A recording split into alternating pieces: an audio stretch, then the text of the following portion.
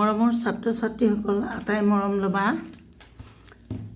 আজি তোমালোকৰ বাবে পুনৰ এটা নতুন ভিডিঅ' লৈ আহিছোঁ। এইটো ভিডিঅ'ত শংকৰদেৱ শিশু নিকেতনৰ 2024 চনৰ বছৰেকীয়া পৰীক্ষাৰ তৃতীয় শ্ৰেণীৰ সমাজ অধ্যয়নৰ সমাজ বিজ্ঞান আৰু সমাজ আৰু পৰিৱেশ বিজ্ঞানৰ পাঠ এটা প্ৰশ্ন কাকত এখন যুগুত কৰি আনিছোঁ। আকৌ কৈছোঁ, এই ভিডিঅ'টোত আমি 2024 চনৰ বছৰেকীয়া পৰীক্ষাৰ সমাজ বিজ্ঞান আৰু পৰিৱেশৰ তৃতীয় শ্ৰেণীৰ এখন প্ৰশ্ন কাকত আলোচনা কৰিবলৈ লৈছোঁ। আশা কৰোঁ আটাই মন দিবা। কাইলৈ যিহেতু তোমালোকৰ এই বিষয়ে পৰীক্ষা আছে, মই সোনকালেই দিব লাগিছিল, কিন্তু পাঠটো প্ৰস্তুত কৰোঁতে মোৰ প্ৰশ্ন কাকতখনৰ উত্তৰ কৰি উলিয়াওঁতে মোৰ সময় লাগিছে। গতিকে এইটো মই দুটা ভাগত ভাগ কৰিছোঁ। প্ৰথম ভাগটোত মই কিছু অংশ প্ৰশ্ন নম্বৰ 4লৈকে মই সম্পূৰ্ণ কৰিছোঁ, আৰু প্ৰশ্ন নম্বৰ 5ৰ পৰা বাকীখিনি তোমালোকে গধূলিৰ আগতেই পাই যাবা। যিমান পাৰোঁ মই সোনকালে দিবলৈ চেষ্টা কৰিম দেই। ইমানতে এৰিছোঁ। এতিয়া চোৱা, আটাই মন দি শুনিবা, আৰু ভিডিঅ'টো ভাল লাগিলে লাইক কৰিবলৈ নাপাহৰিবা। যিসকলে মোৰ চেনেলটো এতিয়াও ছাবস্ক্ৰাইব কৰা নাই, অনুগ্ৰহ কৰি ছাবস্ক্ৰাইব কৰি ল'বা বুলি আশা কৰিছোঁ। প্ৰথম প্ৰশ্নটো অতি চমুত্তৰ লিখা। 1কৈ 10টা আছে, 10 নম্বৰ আছে। ভূকম্পন জোখা যন্ত্ৰটোৰ নাম কি? ভূকম্পন জোখা যন্ত্ৰটোৰ নাম হৈছে ছিস্মোগ্ৰাফ। তোমালোকে অকল এটা শব্দত উত্তৰ দিলেও হ'ব, কাৰণ অতি চমু বুলি কৈছে, গতিকে আছে মাত্ৰ 1 নম্বৰ। গতিকে সম্পূৰ্ণকৈ শব্দটো শুদ্ধকৈ লিখিব পাৰিলেই নম্বৰটো পাবা। ছিস্মোগ্ৰাফ, ভূকম্পন জোখা যন্ত্ৰটোৰ নাম ছিস্মোগ্ৰাফ।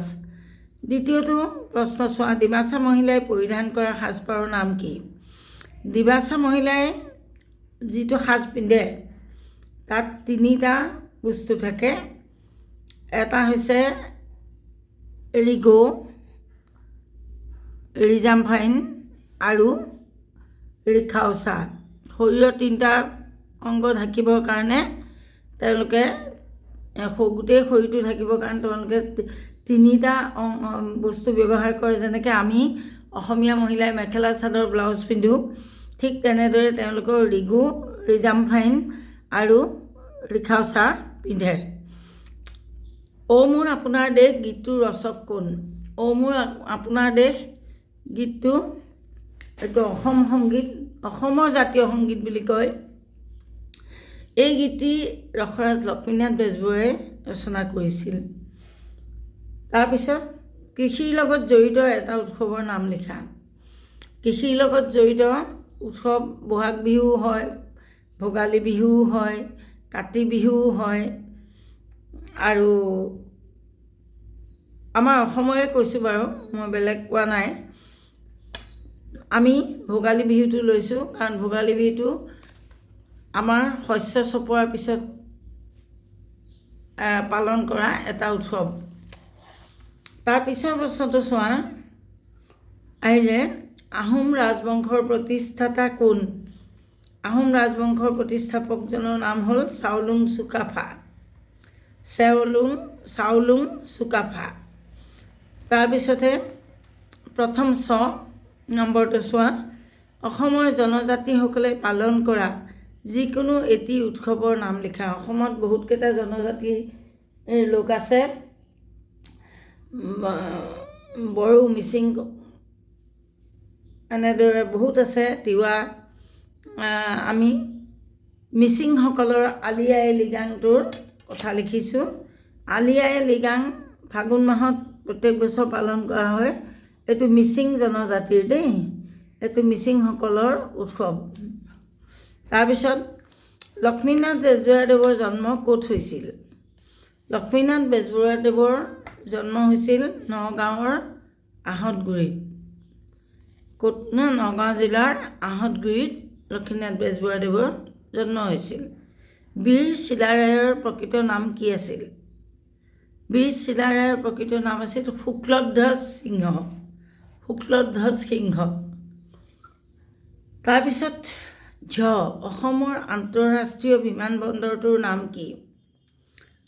অসমৰ আন্তঃৰাষ্ট্ৰীয় বিমানবন্দৰটোৰ নাম হৈছে লোকপ্ৰিয় গোপীনাথ বৰদলৈ আন্তঃৰাষ্ট্ৰীয় বিমানবন্দৰ।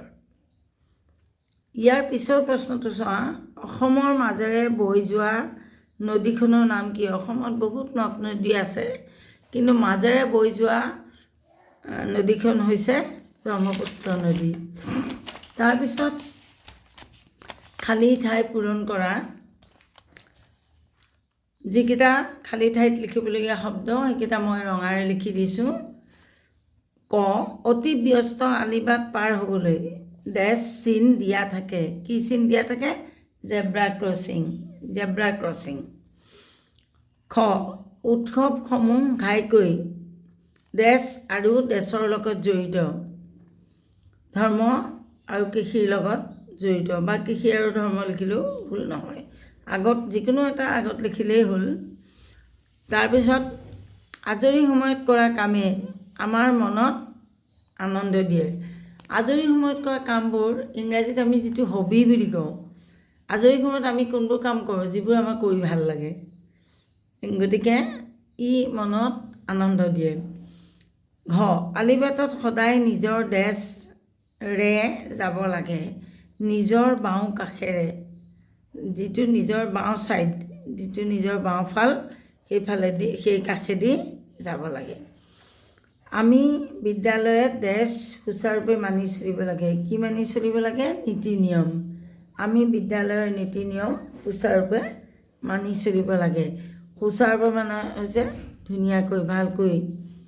তাৰপিছত 3 নম্বৰ প্ৰশ্ন চোৱা, উত্তৰ লিখা। 2 নম্বৰকৈ আছে 10টা। প্ৰথমটো চোৱা, ধৰ্মৰ লগত জড়িত 2টা উৎসৱৰ নাম লিখা। ধৰ্মৰ লগত জড়িত 2টা উৎসৱ দুৰ্গা পূজা আৰু ঈদ। দুৰ্গা পূজাটো আমি দেৱী দুৰ্গাৰ উপাসনা কৰোঁ। ঈদত ইছলামসকলে ঈদত নামাজ পঢ়ে, ঈদত হজৰত মহম্মদৰ স্মৰণ কৰা হয়। ঈদ এটা ধৰ্মীয় উৎসৱ, আৰু ৰমজানৰ মাহটোৰ পিছত ঈদ পালন কৰা হয়, গতিকে সেইটো ধৰ্মীয় উৎসৱ। তাৰপিছত নলিনীবালা দেৱীয়ে ৰচনা কৰা 2খন কবিতা পুথিৰ নাম লিখা। নলিনীবালা দেৱীৰ কবিতা পুথি কেইবাখনো আছে, তাৰ ভিতৰত মই 2খন দিছোঁ, সন্ধিয়াৰ সুৰ আৰু অলকানন্দা। এখন হৈছে সন্ধিয়াৰ সুৰ, আনখন অলকানন্দা। গ, আদৰ্শ ছাত্ৰ এজনৰ 2টা লক্ষণ লিখা। আদৰ্শ ছাত্ৰ মানে ভাল ছাত্ৰ, যি বিদ্যালয়ৰ নীতি নিয়ম মানি চলে, সেইবোৰকে আদৰ্শ ছাত্ৰ বুলি কয়। যি যিটো কামত যায় সেইটো কামেই কৰে বিদ্যালয়ত ভালকৈ। গতিকে শ্ৰেণীত হাই উমি কৰিব নালাগে। আদৰ্শ ছাত্ৰই শ্ৰেণীত হাই উমি নকৰে। দেই, এইটো কৰিব নালাগে নহয়, এইটো হ'ব লাগে নকৰে। শ্ৰেণীত হাই উমি নকৰে আদৰ্শ ছাত্ৰই। আৰু কি নকৰে? মনোযোগেৰে পাঠ গ্ৰহণ কৰে, এইটো কৰে বুলি লিখিলে। আদৰ্শ ছাত্ৰৰ লক্ষণ, গতিকে আমি এই 2টা এনেধৰণে লিখিম। শ্ৰেণীত হাইৰুমি নকৰে আদৰ্শ ছাত্ৰই, আৰু দ্বিতীয় কথা, শ্ৰেণীত মনোযোগেৰে পাঠ গ্ৰহণ কৰে। 2টা ৰাষ্ট্ৰীয় উৎসৱৰ নাম লিখা। ৰাষ্ট্ৰীয় উৎসৱ আমাৰ কি? স্বাধীনতা দিৱস, গণৰাজ্য দিৱস, গান্ধী জয়ন্তী, এইবোৰ হৈছে ৰাষ্ট্ৰীয় দিৱস, গোটেই ৰাষ্ট্ৰতে পালন কৰা হয়। এতিয়া আমি লিখিছোঁ গণৰাজ্য দিৱস আৰু গান্ধী জয়ন্তী। গান্ধী জয়ন্তী মানে 2 অক্টোবৰ মহাত্মা গান্ধীৰ জন্মদিনটো। তাৰপিছত আহিলে উঙ, গোপীনাথ বৰদলৈক কিয় লোকপ্ৰিয় বোলা হয়? লোক মানে মানুহ, আৰু প্ৰিয় মানে ভাল লগা, হয় নহয়? তাৰমানে মানুহে ভাল পোৱা। লোকপ্ৰিয় বৰদলৈক জাতি ধৰ্ম নিৰ্বিশেষে সকলো মানুহৰে প্ৰিয় আছিল। গোপীনাথ বৰদলৈ দেৱ অসমৰ প্ৰথম মুখ্যমন্ত্ৰী। অসমৰ প্ৰথম মুখ্যমন্ত্ৰী আছিলে গোপীনাথ বৰদলৈ। তেখেতক জাতি ধৰ্ম বুলি কথা নাই, সকলো লোকেই সমানে ভাল পাইছিল, গতিকে তেখেতক লোকপ্ৰিয় বোলা হয়। নলিনীবালা দেৱীৰ পিতৃ মাতৃৰ নাম কি আছিল? নলিনীবালা দেৱী কাৰ জীয়েক আছিল জানা? কৰ্মবীৰ নবীন চন্দ্ৰ বৰদলৈ। দেউতাকৰ নাম আছিল কৰ্মবীৰ নবীন চন্দ্ৰ বৰদলৈ। আৰু মাকৰ নাম আছিল হেমন্ত কুমাৰী বৰদলৈ। হেমন্তটো ল'ৰাৰ নাম, কিন্তু এইফালে কুমাৰী লিখা আছে, চাবা দেই। হেমন্ত কুমাৰী বৰদলৈ মাকৰ নাম। তাৰপিছৰ প্ৰশ্নটো চোৱা, ৰাস্তাৰ কাষেৰে পাৰ হওঁতে মানিবলগীয়া দুটা নিয়ম লিখা। ৰাস্তা পাৰ হওঁতে মানিবলগীয়া দুটা নিয়ম লিখা। ৰাস্তা পাৰ হওঁতে আমি কি নিয়ম পালন কৰোঁ? আমি ৰাস্তা পাৰ হওঁতে প্ৰথমতে কি কৰোঁ? আমি জেব্ৰা ক্ৰচিঙেদি পাৰ হওঁ, নহয় জানো? আকৌ আমি পাৰ হোৱাৰ আগতে ইফালে সিফালে চাই লওঁ নে নলওঁ? গাড়ী আহিছে নেকি চাই লওঁ।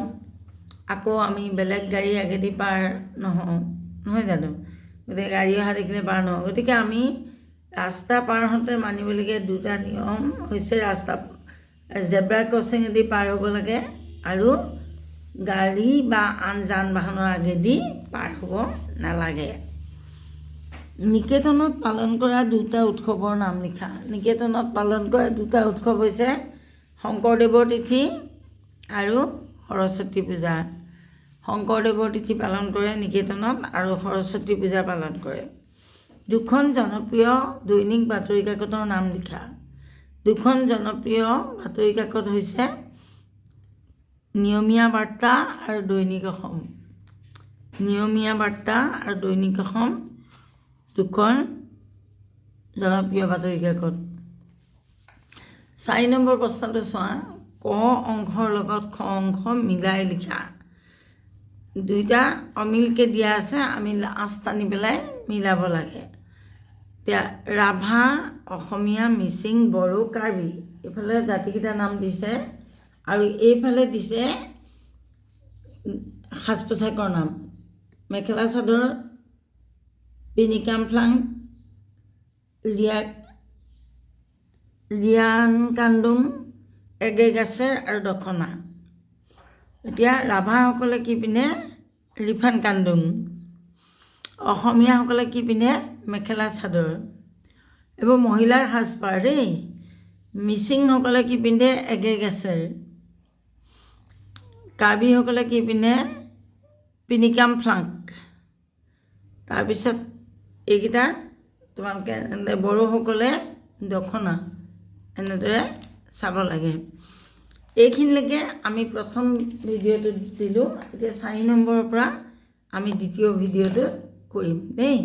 গতিকে তোমালোকে এইখিনি বস্তু এতিয়া পঢ়া আৰম্ভ কৰি দিয়া আৰু পিছত এই 24 চনৰ পেপাৰখন কিন্তু তোমালোকৰ কাৰণে অত্যন্ত জৰুৰী। ইয়াৰ পৰা প্ৰশ্ন আহিবই আহিব। গতিকে আটাই মন দি পঢ়া। এতিয়া দুপৰীয়া হ'ল বুলি খাই বৈ শুই নাথাকিবা তোমালোকে।